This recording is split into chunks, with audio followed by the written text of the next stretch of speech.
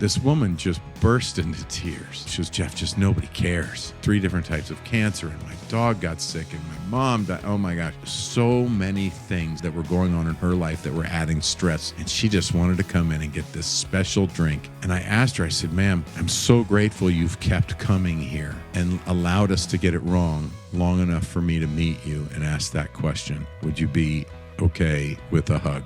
I just feel like you need a hug. And we cried. And this person became one of the most fantastic customers we ever had in the store. I was recently informed that 96% of all people watching, that means you, are not actual subscribers to the channel. So take a second and hit subscribe.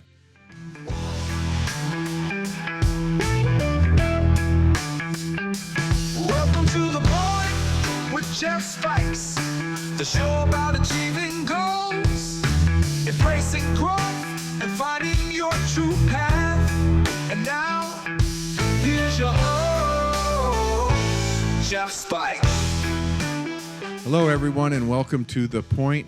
You are in for quite a treat today as we start to delve into this concept of service recovery and what that looks like. Now, there's a topic that it's really important to start thinking about when you're considering the stories that we end up telling. Now last week you went down a journey and man, you want to talk about a lot of feedback. Feedback came in that was just overwhelming last week on the idea of sharing some stories that gives you the opportunity to consider how you're imagining what you want and to the level and depth of what you're considering when opportunity might strike. And so there's a handful of other opportunities that we can discuss, but today I promised a story about a service recovery opportunity, and I want to talk about that because we can reverse engineer a lot of different things of how you realize and achieve dreams, or even how you're showing up in life when you look at what your behaviors are. And a lot of change. You have an opportunity with me to make change easier, make it simpler, maybe even make it fun. If you consider what is simple about change and what is easy about change, really the only thing that is potentially not simple are the controllable parts, which is how we respond and interact with it. I was recently informed that 96% of all people watching, that means you, are not actual subscribers to the channel. So take a second and hit subscribe. If you get tense and worried and fearful and concerned and all these things about change, then that is then it might be more difficult and more challenging. You might think it's really hard. But if you focus on what you want and change towards things that you want, you might have some of the same emotions of leaving old things behind. But we're going to talk about service recovery today because how people show up when they're not happy and there's a potential to have to turn something around and improve something or make something better, make someone happy that was previously unhappy, and maybe even make them a fan forever is a skill. But understanding this concept about what strategies are and how we do them and what our behaviors are when they're strategies. There's a seminar. And if you're watching this and you have the opportunity, you know anyone that hires speakers or hires workshop facilitators that would benefit from really having someone come in and talk about strengths and talk about making change easy, then throw me a referral. Let me know you're doing it. We have the opportunity here to make a lot of positive things happen for people in the world. So there's a topic. I say that because there's a topic that I share about called "We Are Not Our Strategies," and I'll change the title sometimes to "You Are Not Your Strategies" or something else. And sometimes we can have fun with what that title is if you're considering who the audience is. Right? There might be a more fun way to do that, but the idea is that we believe, and you believe, that you know a lot of people and that you have people that are close to you and you understand who they are. But here's a concept, right? And especially in work environments or in environments where you don't have quite the history with everyone, do you really know the person, or do you just know the strategies that they're deploying to be successful? And there's a difference, because if you've been trained on how to do certain things, then you're showing up within that training to do your best. And the things that you were taught might be strategies that don't necessarily fit with your personality. Now, depending on what type of job you have, or what type of, even if you're volunteering or if you're in a church group or anything else, there might be some different parameters than just a job. But if you're doing something on the volunteer world where you're just packing lunches, or you're doing something that's just a basic step-by-step, then you might have different ways of showing up and trying to accomplish that than someone else. And your strengths versus someone else's strengths will show up. And hopefully you just mirror and bounce up against each other and figure out who's better at what, and have efficiency. Maybe you just decide to have fun and each do it your own way, or multiple people do it their own way, and just turn it into more of a social hour or have fun. If you know, the point being through all of this is that you can deploy strategies that aren't necessarily who you are. And one of the challenges that happens, this is probably an episode all of its own, is that you become attached to the strategies that you've chosen over time that you use to survive that might work for you. But again, maybe they're not within your perfect design. An example would be when people aren't doing what you need them to, and you've asked and you're repeating yourself over and over, and you finally get mad. A good question to ask is, you may have learned that it works to finally get mad and raise your voice. You might have even ended up with a belief in your mind that says, boy, I have to wait. Everyone waits until I finally raise my voice, and then they listen. I mean, and that's it's almost comically true with kids that happens, that works. But does that need to be the strategy that you deploy? And is that a reflection of who you are, or is that just a strategy of how you're showing up to get something done? So we don't always know that, right? So the story I'm going to tell is a really touching story. There's a chance I'll get choked up as we're talking about this, because this was just a really impactful time. And this is a Starbucks story, like the one was with my friend Rick. That Rick was the business owner. If you weren't listening last week, Rick was a successful business owner that walked into open interviews and said, I'm going to work at Starbucks or Southwest Airlines because I need to work in an environment where I can be infused with the spirit of customer service and bring that back to my company and make sure that I'm infusing it into my company. So I'm here for that reason and that reason only. If you don't hire me, I'm going down to Southwest Airlines. And no one in the district or the region really wanted to join him or wanted to hire him. And I did. And we had some amazing success. So that we talked about that in last week. Well, while in that store with him working, we had a guest that would come in every 3-4 days. And every time she came in, she would get her drink and it would not be made correctly for her in her mind. And she would get very upset. She would get so upset, we would remake the drink. The partners in the store would apologize and try and get it right, and it still wouldn't be right. And this just happened over and over and over. It was probably about a 30-day window of time that it was happening. And a couple of the partners were almost in tears trying to make this happen. One of the shift supervisors was just beside herself that she couldn't make this person happy, to the point where the strategies that the team was starting to deploy was to think about asking her not to come back to the store because of her disruption. And I had trained everybody to just say yes and do your best and keep a smile on your face and apologize. It's not about the drinks. It's about serving people. And so everyone had done a really good job of doing that, but every day it happened. Oh my gosh, I wasn't there again is what the topic was. And they were like, Jeff, we just want you to be here so you can see it for yourself. You're going to want to ask her to leave. And I said, okay. Finally, one day I'm in the back of house and I'm sitting there and I'm working on these things, and someone runs back into the back and says, oh my gosh, Jeff, she's here.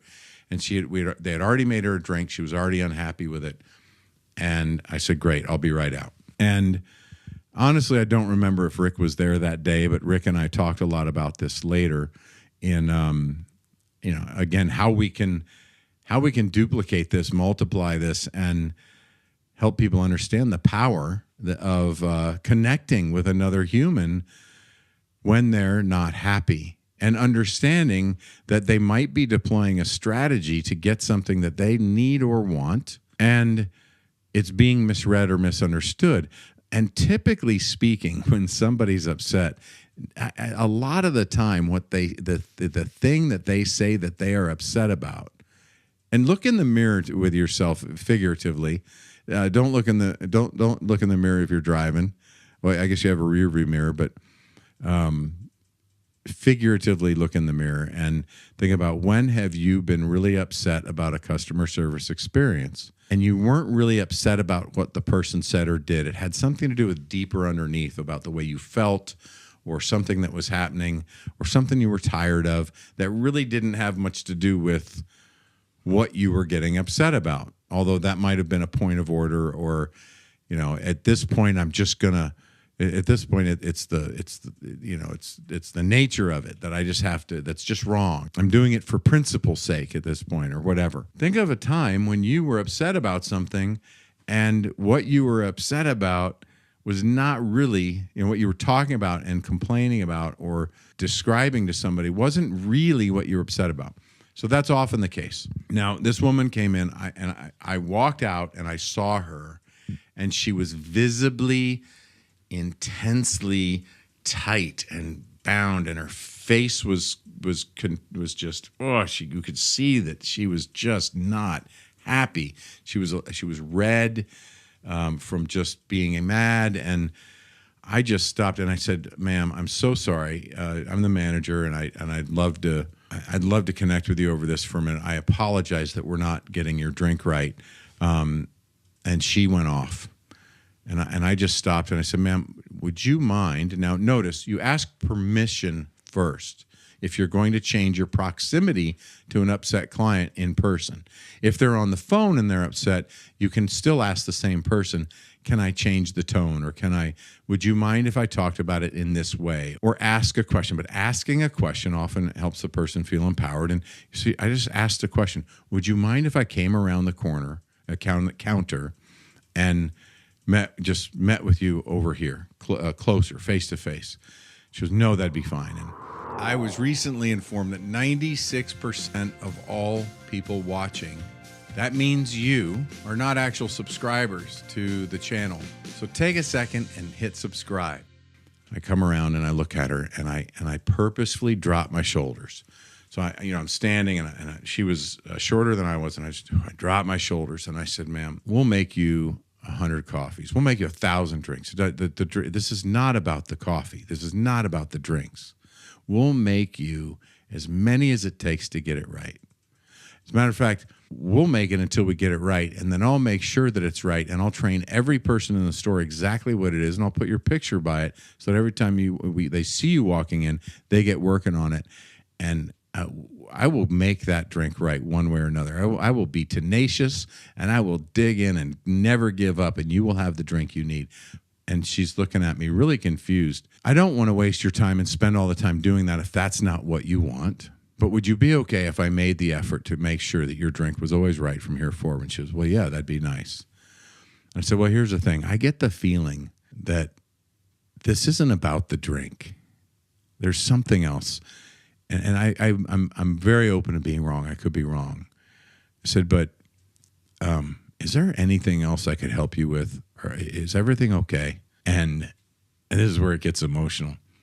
This woman just burst into tears, and she started to just unleash and unload all of these things that were going on in her life. And she says, I had introduced myself. She goes, "Jeff, just nobody cares. Nobody cares anymore. Nobody stops and takes time to ask these kinds of questions." And she goes, "I've had cancer, 3 different types of cancer, and my dog got sick, and my mom died. Oh my gosh. It was so many things that had gone on in her, that were going on in her life, that were adding stress and pressure. And she just wanted to come in and get this special drink that reminded her of a time that she had with someone special to her. And we just couldn't recreate that moment for her.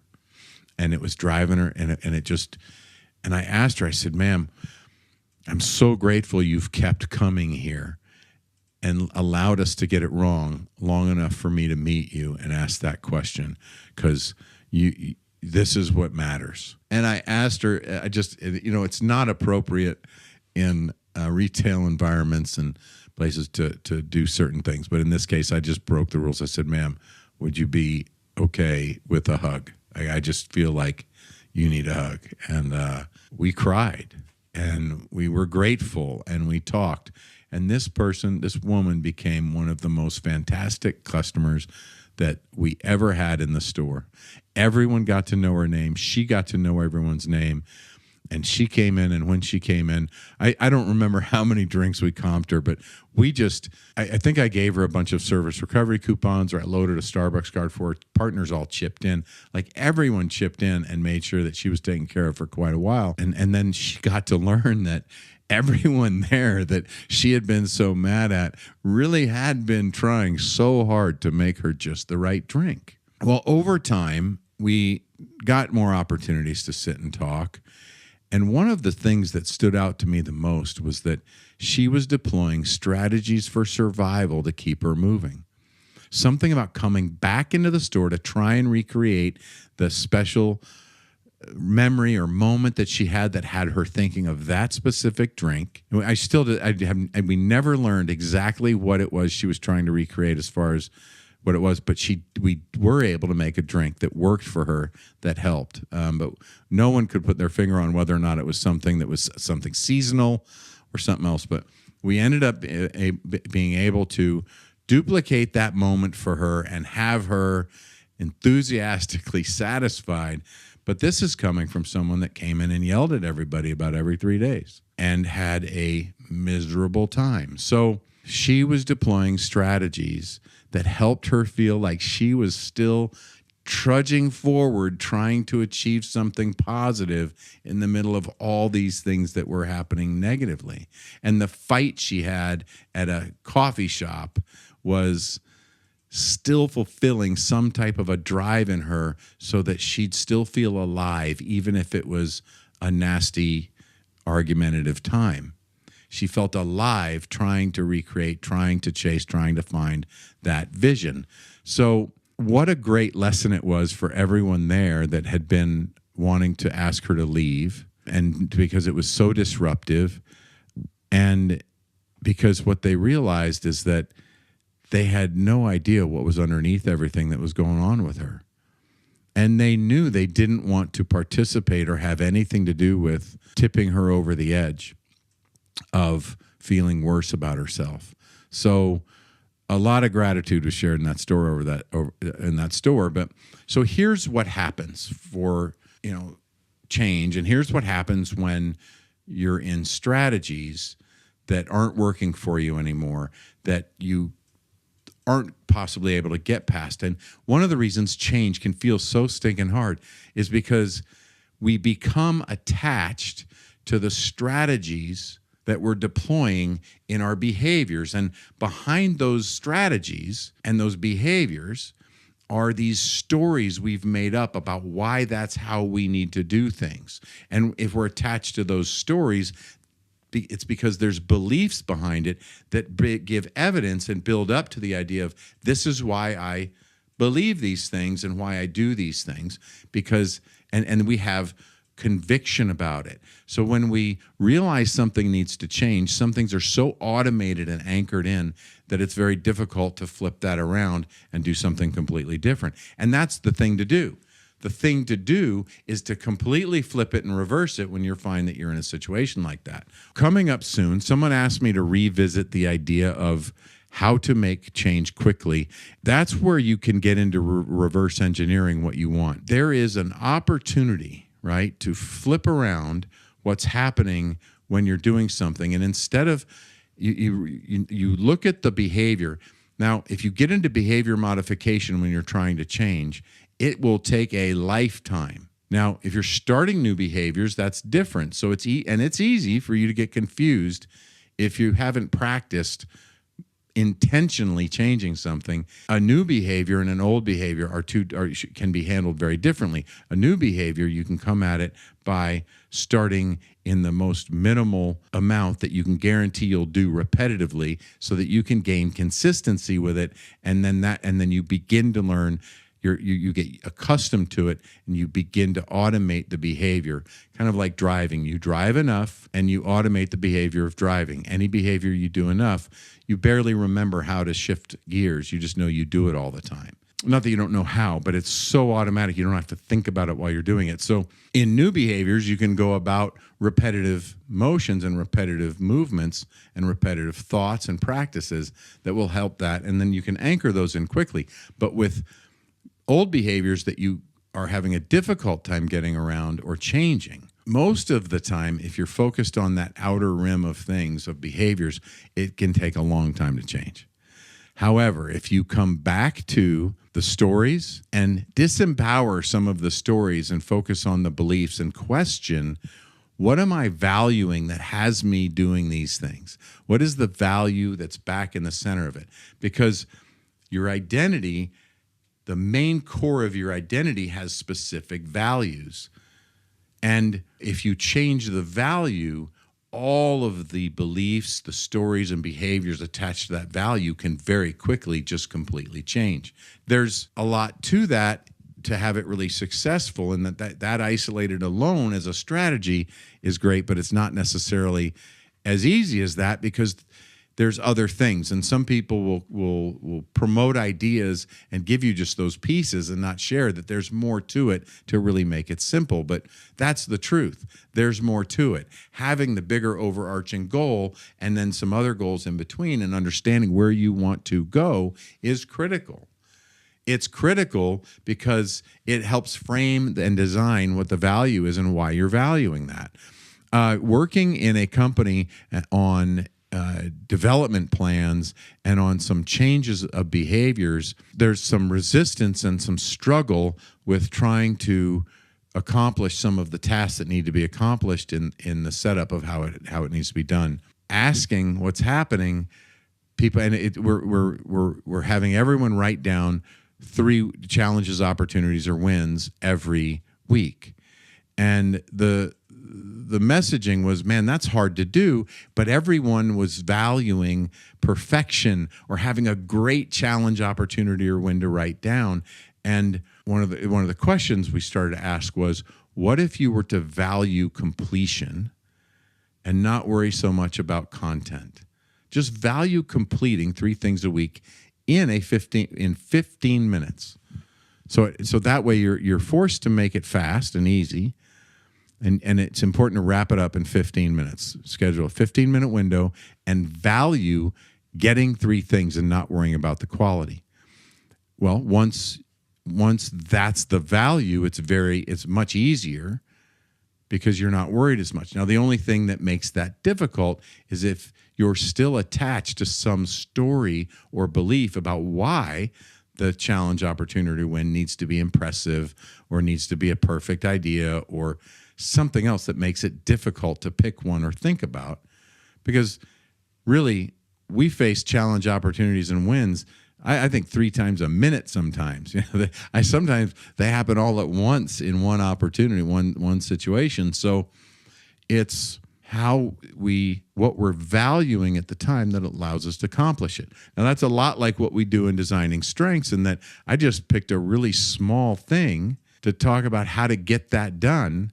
But in that what a great opportunity that is to experiment how we're utilizing values, beliefs, and stories and behaviors to maximize change. And then you aim your specific strengths through it that either you've gained organically and or you've added Clifton strengths or a processing indicator or another type of assessment. If you have an assessment you particularly like, it's now you're taking data points about yourself and aiming the best of yourself as well. So now you're doing tactics and strategies, but now they're more aligned to exactly who you are. The ultimate goal of this and the ease of this is that you find and realize the best way to do things.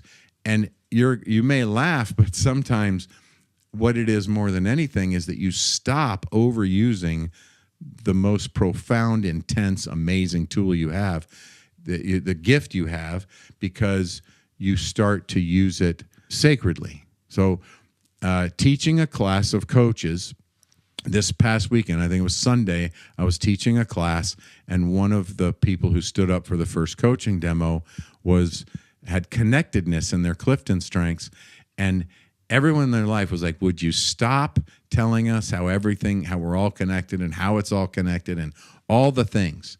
Would you, because it's just too much. She does it all the time. She said, I just can't stop myself from connecting all these things. I've learned not to voice it as much, but it's really something I do. And we talked about how it's really the only tool she was using for a while, and it became overused and people were tired of it. And she was getting feedback that it wasn't, that it was more of a pain for everyone than something good.